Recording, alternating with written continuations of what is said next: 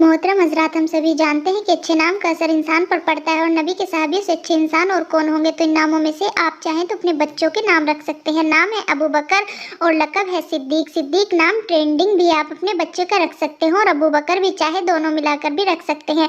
उमर फारूक रज़ियल्लाहु ताला अन्हु, सहाबियों के नाम का असर बच्चों पर पड़े, इसके लिए उमर भी रख सकते हैं। अली मुर्तजा, बच्चों का नाम अली भी रख सकते हैं और मुर्तजा और दोनों मिलाकर भी। अब्दुर्रहमान बिन औफ, अल्लाह ताला को रहमान नाम सबसे ज़्यादा पसंद है। साद बिन अबी वकास, साद भी रख सकते हैं और वकास भी। हमजा रज़ियल्लाहु ताला अन्हु, प्यारे नबी के चचा का नाम भी था। इक्रिमा रज़ियल्लाहु ताला अन्हु सहाबी भी हुए हैं और नाम भी बहुत खूबसूरत और यूनिक है।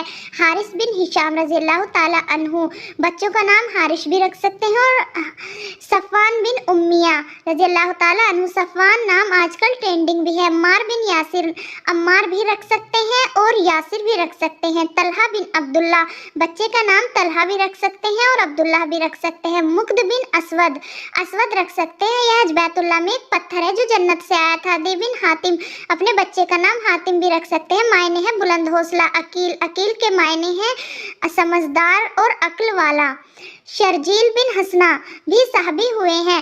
शर्जील भी बच्चों का नाम रख सकते हैं। अरकम, ये साहबी का पहला घर था इन साहबी का जहां नबी करीम तबलीग फरमाते थे। उबैद बिन हारिस, उबैद भी रख सकते हैं और हारिस भी रख सकते हैं। माज बिन जबल भी साहबी हुए हैं।